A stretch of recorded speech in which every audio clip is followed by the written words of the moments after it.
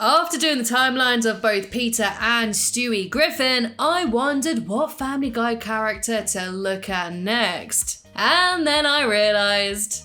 who else but Quagmire? This playboy will hump everything and anything. Yeah, that's right. I'm weird. As such, it's gotten him into a whole lot of trouble throughout the years. Giraffity! Yeah, see, that's not mine.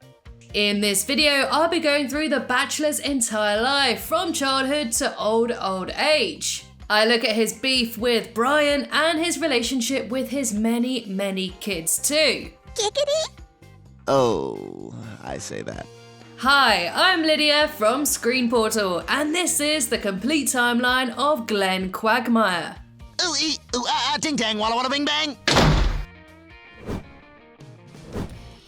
Birth and family. The apple doesn't fall far from the tree, and with a mother like Crystal, it's no wonder why Quagmire is all kinds of messed up.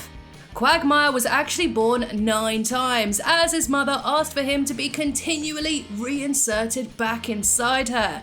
Due to his mother's promiscuous ways, he learned his ABCs by memorizing all the guys his mother slept with. And because of his dysfunctional childhood, Quagmire blames his sordid lifestyle on his mother.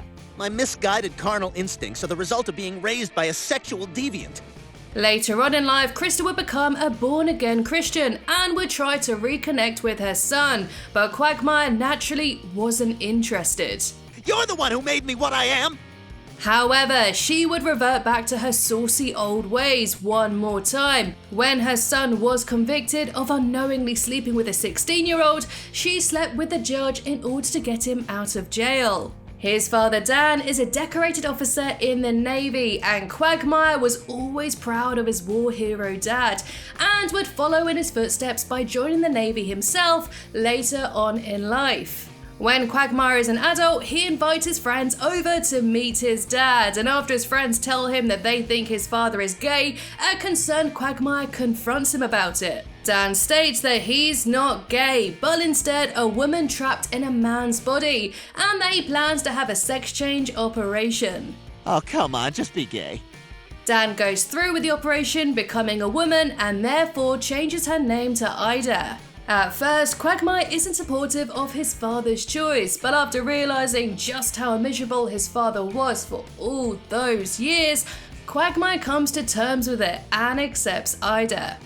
You're my dad, and if you're happy, I'm happy for you. He also has a deaf brother named Gary, who we never see, and a sister named Brenda. Later in life, Brenda would date an abusive boyfriend named Jeff. Quagmire couldn't stand by and watch his sister being mistreated, so he lured Jeff into the woods, planning to kill him. But Jeff got the drop on Quagmire and his friends, taking them all out and choking out Quagmire. Believing he's dead, Jeff starts digging a hole to bury him in. But little does he know that Quagmire has been strangling himself every day for pleasure, and so he rose up and killed him with his car. To explain his sudden absence, they gave Brenda a fake note from Jeff, which said it would be better if he left. Quagmire as a young adult. Just like his father before him, Quagmire joins the Navy. While out on sea, he and his crew rescue what they thought to be a manatee, but it turns out just to be Peter Griffin, who was dumped into the ocean by Carter Pewterschmidt after dating his daughter Lois. Quagmire and Peter instantly become best buds, and shortly after this, Quagmire is discharged from the Navy. He heads to Rhode Island and buys a house right next to Peter on Spooner Street. To make ends meet, Quagmire becomes a street performer on the boardwalk. This is where he meets his first and only true love, Cheryl Teagues. For a short while, the two are very happy, but Quagmire ends their relationship after an argument at a party.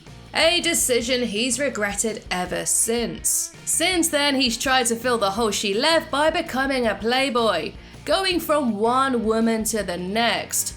But even after all these years, he thinks of her daily. He would meet her again years later when Brian dated her to get back at him. But we'll go into this and Brian's beef later on. Because Quagmire has done some pretty non-PG stuff in his sordid life, I wouldn't be surprised if this video gets demonetized. So please do me a favor and hit that subscribe button. It's free, it really helps me out, and it means I can continue to make more timeline videos just for you. Thank you so much, and let's get on with the video. Present day. Quagmire's current age in the show is 61 years old. And what's the secret to his eternal youth? Carrots. Sometimes I grind them up into juice or just eat them raw. Or insert them anally. After leaving the Navy, Quagmire swaps the seas for the skies, becoming an airline pilot. Once when his plane is hijacked by terrorists, they demand access to the cockpit so they can crash the plane into a Vegas hotel. But an experienced Quagmire sneakily presses the seatbelt sign to warn the passengers before performing a barrel roll to knock out the terrorists. Oh, come on! Doesn't anybody pay attention to the sign? However, fighter jets appear unaware that the hijackers have been taken care of, so they shoot its wing, causing the plane to almost crash. But a determined Quagmire manages to land the plane safely in a large lake. And now to discharge the plane's fire retardant. Giggity. Now Quagmire as a guy is pretty chilled and gets on with almost everyone. Everyone except his best friend's dog, Brian. Quagmire absolutely detests Brian, but despite Brian's best efforts to make friends, Quagmire wants nothing to do with him. When Brian took him out for a steak dinner, Quagmire went into a long tirade about why he hates the pup. Quagmire saw Brian as selfish, thankless, perverted, egotistical, and boring. I'll see you, Brian. Thanks for the steak. It also didn't help that Brian would then go on to sleep with Quagmire's dad. When he found out that his arch nemesis humped his dad, Quagmire savagely beat him up. But Brian would have the last laugh. Your dad. This rivalry will escalate when Brian took Quagmire's pickup class and used his skills to date Quagmire's ex-girlfriend, Cheryl Teagues, making out with her right in front of his face. Quagmire would then get revenge on Brian by dating his biggest love, Jillian, leading to a brawl between the two. And just when it looked like the two were finally going to make up, when Brian asked for a ride, Quagmire drove away before he could get in. Tensions rose higher when the two competed against each other for mayor of Quahog. I was gonna wear a tie, he told me not to. He's already losing and it hasn't started yet. The two traded insults and attempted to humiliate each other in order to win. It gets so heated that they end up fighting on Quagmire's campaign bus, which causes it to crash on the side of a cliff. Thinking they're about to meet their fate, Brian offers an olive branch by saying something complimentary to Quagmire, who rejects returning the favor. No thank you. But despite surviving a near-death experience with each other, they didn't become any closer. I think the biggest reason why Quagmire despises Brian is because he's a cat person. Yes, Quagmire just loves the pussy. Cats. So much so, he opened his own cat cafe, which Brian would soon get shut down due to his hatred of both Quagmire and the felines. When Brian took a DNA test and finds out that he's in fact 1% cat, one of the first people he tells is Quagmire, hoping that will make him like him a little bit more. To prove to Brian that he isn't a cat, he dares him to jump off the roof and land on his feet, which doesn't go too well. Not a cat. Relationships and children. It's an understatement to say that Quagmire gets around. This horny old bugger is so proud of his mojo that he threw a party to celebrate his 1000th sexual conquest, called Quagfest. Although you'd imagine that Quagmire is a perpetual playboy, he has gotten married a couple of times throughout his life. His first wife was a lady named Joan, who he met when she was a maid for Peter. And it was love at first sight for the Bachelor, and he asks her out. I'm in love. After a few dates, a smitten Quagmire pops the question. Now in a serious committed relationship, Quagmire is a changed man, no longer interested in humping everything he sees. Eager to get their perverted friend back, Peter shows him what he's missing. Giggity, giggity, God, I made a terrible mistake! When he tells Joan that they should maybe get a divorce, she threatens him and herself, all with violence if that ever happens.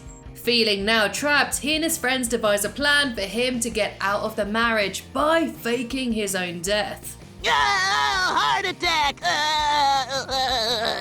Glenn! During his fake funeral, Death arrives to claim Quagmire, but when it's revealed that Quagmire is very much alive, Death says he needs to take her body back with him anyway. So Joanne sacrifices herself, instantly dying when she touches Death's arm. But before she's taken away, Quagmire has one last sick request. Hey, Death, can you leave that body here for another 5 minutes? His next marriage was to a hooker named Charmise, who he accidentally got hitched to while drunk. To get out of the marriage, Quagmire claims to be gay, but Charmise wants proof. So Quagmire asks Peter to do the nasty with him right in front of her. But before anything can happen, she calls it off, noting that it's obvious that they are straight and grants Quagmire a divorce.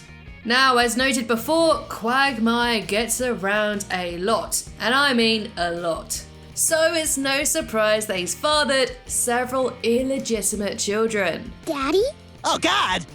He's had so many children, in fact, that he almost inadvertently slept with one. Yikes.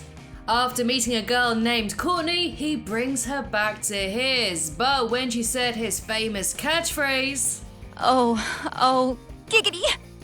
he immediately smashed open his emergency DNA kit, and the results were positive.